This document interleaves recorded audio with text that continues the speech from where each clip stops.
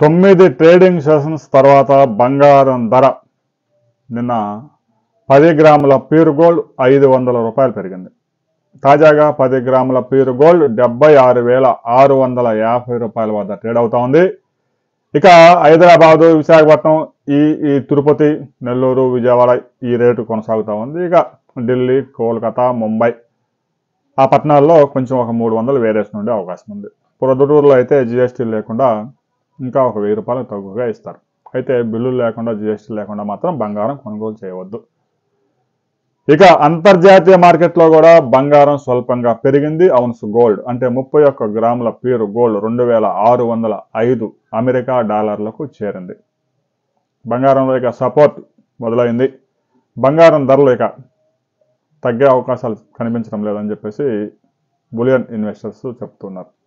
Already బంగారంలో 8,000 రూపాయల correction వచ్చింది. 83,000 రూపాయల నుంచి 75,500 దాకా తగ్గింది. ఇక ఇంతకంటే తగ్గే అవకాశాలు కనిపించడం లేదు. ఇక పెంచుకుంటూ పోయే అవకాశం ఉంది. నెక్స్ట్ లెవెల్ 84,000 దాకా తీసుకెళ్తారు. ఆ తర్వాత మరలా లాభాల స్వీకరణకి ఎగబడి మరలా బంగారం ధరను తగ్గిస్తూ ఉంటారు. అందుకే విశ్లేషకులు చెప్తూ ఉంటారు, తగ్గినప్పుడల్లా కొనుక్కొని యావరేజ్ అవుద్ది.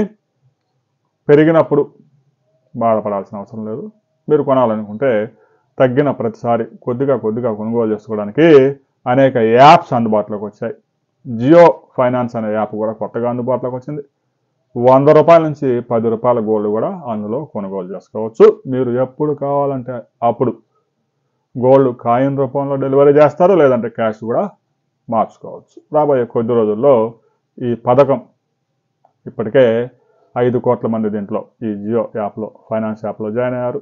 ఈ బంగారం కొనుగోలు 10 రూపాయల నుంచి కూడా మొదలుపెట్టడం అనేది ఒక విప్లవాత్మకమైనటువంటి వ్యాపార వృద్ధి సూత్రం. రాబోయే రోజుల్లో ఇది ఎలాంటి అభివృద్ధి సాధించబోతా ఉంది అనే దాని మీద మరిన్ని వివరాలతో మరో వీడియోలు తెలుసుకుందాం.